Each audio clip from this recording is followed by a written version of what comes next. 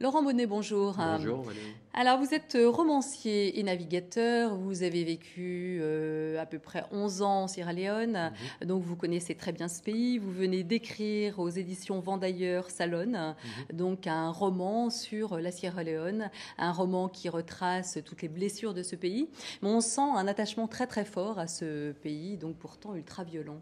C'est vrai que c'est un pays où j'ai été séduit par le contact et par aussi le sens de l'humour et un certain sens de la démocratie dans le pays, ce qui était à l'époque assez difficile à concevoir quand on passait le long des côtes d'Afrique, puisque en fait, Vous avez vécu pourtant la période de la guerre civile là-bas. oui, à En partir de partie, hein. 91. Oui, à partir de 91, on a commencé, puisque la guerre civile a commencé aux frontières du Libéria. Elle est venue du sud-est du pays, mais le pays, enfin la péninsule où se situe la capitale Freetown est restée un petit peu à l'écart du conflit jusqu'en 95-96.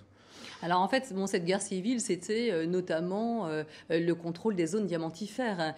Est-ce que vous pouvez nous parler de ce trafic du diamant qui est vraiment inscrit en fait dans cette société, hein? Oui, c'est ce qu'explique mon livre. À un moment donné, le diamant est devenu, à partir un petit peu avant l'indépendance, du temps où la Sierra Leone était encore une colonie anglaise, le diamant est devenu une ressource stratégique importante, parce qu'on a découvert d'immenses gisements. Voilà, et il y a des gens dans le pays qui se sont emparés de ces ressources-là en intéressant les gouvernants, notamment le président Stevens à l'époque. Et un des personnages du livre, justement, Jamil Saïd Mohamed, est un peu le symbole de la manière dont ces personnes-là se sont accaparées le pouvoir à travers le diamant sierra-léonais. Oui, avec toute la violence autour de ce trafic, juste pour évoquer cela, un passage de votre ouvrage. En forçant le passage, une camionnette chargée de prospecteurs était restée à cheval sur le tronc. Après la fouille, 3 des gars prétendaient ne cacher aucun diamant sur eux. La conclusion s'imposait, ils avaient tout avalé.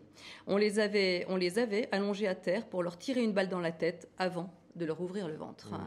Tout est dit. C'était ça, en fait, cet épisode-là est tiré d'un fait divers réel, relaté, et qui date de 1959. Et c'est les débuts, en fait, de tout le trafic de diamants en Sierra Leone.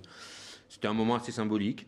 C'est pour ça que je l'ai raconté dans ce passage, c'est vrai. Mais après, c'est devenu finalement la guerre civile à partir de 91. Alors la guerre civile, donc c'est le trafic des diamants, le contrôle des zones diamantifères, mais c'est aussi pardon, toutes ces exactions, hein, toutes ces mutilations sur les civils. Est-ce que vous avez assisté à ça? Est-ce que vous avez pu être l'observateur de ces violences? Non, j'ai pas été directement l'observateur de violence, mais on a vu arriver sur la péninsule à Freetown à partir de 93-94, on a commencé à voir arriver les gens mutilés, et notamment à partir de 96, à l'époque où on a commencé, où les rebelles du RUF en fait mutilaient les gens pour les empêcher de voter. Voilà. Donc c'est-à-dire qu'on leur coupait les mains, c'est ce que vous expliquez d'ailleurs voilà. À un moment dans l'ouvrage en parlant du personnage de Souad à qui l'on coupe les mains. Oui, c'est vrai. Alors Voilà. ce sont de jeunes enfants soldats qui sont bourrés de drogue. Alors vous avez pu également voir ce phénomène des enfants soldats? Oui, on les voyait pour ceux qui, en fait, quittaient la rébellion, parce qu'il y en avait qui réussissaient à quitter la rébellion et à rallier la péninsule. C'était des jeunes qui étaient totalement drogués et soumis à l'influence de différents produits, parfois qu'ils fabriquaient eux-mêmes. Alors vous expliquez que finalement on les enrôle en tuant père et mère. Oui, c'était un des processus. En fait, c'est vrai. D'ailleurs, c'est comme ça que ça a commencé à se passer à la frontière en 91. Les forces du RUF qui venaient du Libéria, bien que ce soit un Sierra Leone, Fodé Sanko à l'époque qui avait créé le RUF, il l'a créé avec l'aide de Charles Taylor au Libéria. Et il a fallu commencer par terroriser les populations pour pouvoir les recruter. Voilà. Mais c'est un processus qui n'a pas existé qu'en Sierra Leone. Il a existé ailleurs aussi, mais c'est ce processus-là qui a été mis en place. Alors aujourd'hui, le pays se reconstruit avec le nouveau chef d'État Koroma. Oui. On voit quand même que ce pays reste l'un des 3 pays les plus pauvres au monde.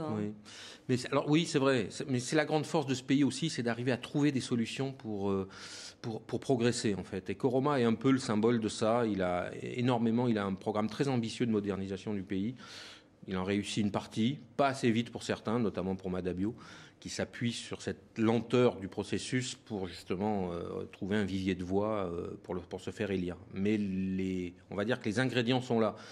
Et pour la première fois, en fait, dans le pays, on pourrait penser que Koroma représente une certaine force politique moderne, non corrompu, qui peut faire progresser le pays. Alors les inégalités restent malgré tout immenses entre les riches et les pauvres. Ça fait aussi partie des 3 pays où les inégalités sont les plus grandes. Oui, c'est vrai. Mais ça, c'est l'enjeu justement des lois qui ont été votées en 2009, puisqu'en 2009, ils ont voté des lois pour maîtriser les ressources et la manière dont ils peuvent obtenir un pourcentage plus important des ressources nationales en minerais qui sont extrêmement importantes dans le pays. Donc l'enjeu, il est là, c'est la maîtrise des ressources et, j'ajouterais, l'éducation dans le pays également. Alors on va poser maintenant un œil peut-être un petit peu plus doux sur ce pays que vous aimez et c'est sa beauté que vous avez voulu montrer à travers ce clip que l'on va voir. C'est un clip que vous avez réalisé avec le chanteur sierra-léonais Bay Camara. On en regarde un extrait tout de suite. Gladys aimait les matins de l'Homelay, de l'océan à marée basse, quand il l'accueillait, elle, les 2 pieds enfoncés dans le sable de la nuit, avec ce roulement feutré du ressac qui n'appartient qu'à l'aube et aux petites heures qu'elle enfante. Dans ces moments-là, pendant qu'il retenait son souffle, Gladys aimait écrire « Salonarzo ».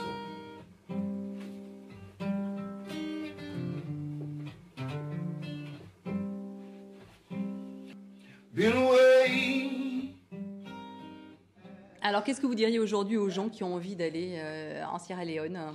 Je pense que c'est un pays qui vraiment mérite qu'on y retourne parce qu'aujourd'hui ils sont en paix, il faut oublier les années de guerre, même si ça peut servir de leçon. En tout cas, les forces démocratiques dans le pays sont extrêmement puissantes. Merci beaucoup Laurent Bonnet pour cet éclairage Merci, sur la Valérie. Sierra Leone. Merci beaucoup. C'est ainsi que se referme cette émission. Merci à vous de l'avoir suivi. Vous pouvez bien sûr retrouver le dossier pédagogique pour enseigner et apprendre le français avec des fiches pour la classe et des exercices sur www.tv5monde.com. La semaine prochaine, c'est Isabelle Maldivoire que vous retrouvez à cette même place. À très bientôt. Bonne suite de programme.